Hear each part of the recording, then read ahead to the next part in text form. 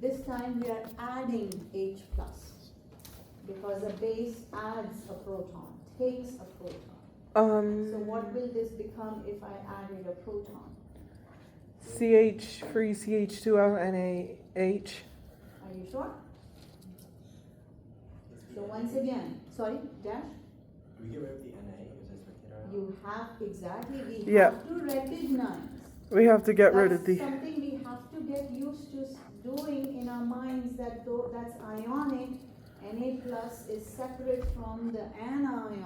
Who's Yep. taking the proton? Is it Na plus taking the proton or It's the anion? it's the anion So what does taking. it become?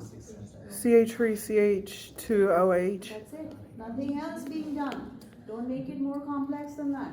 What about sodium ion? Well, it's floating around.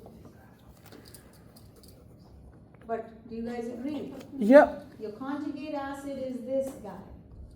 Uh-huh. Okay, what about the next one? Is that ionic or molecular? Molecular. Does it have ions? No. No ions. This time you can't separate because there are no ions. Okay, so if this were to add an H plus, where would the H plus go? To the oxygen, because that's the more electronegative and ion, the electron-rich atom in the molecule. What will this become if I added an H plus? What will it become? CH free CH2OH2 plus. Not plus, but yeah, plus. You mean by itself?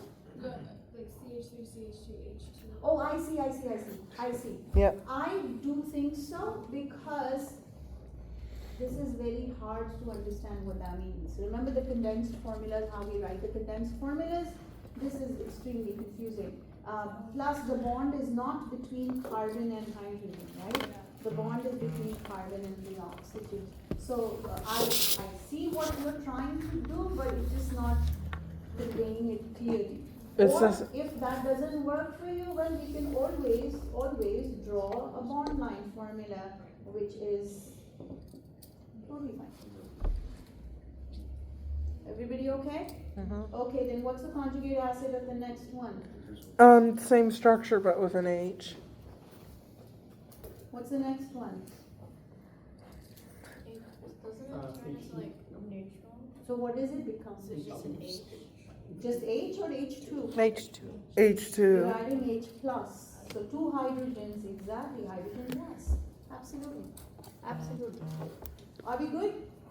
Yep. Now why am I bringing this up? Because if you have two acids, you can decide which is a stronger or weaker acid if you can look at pKa values, or there are other ways of doing it too, which is what we want to spend the next a little bit time on.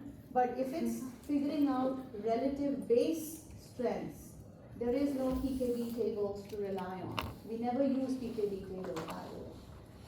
Relative base strengths are figured out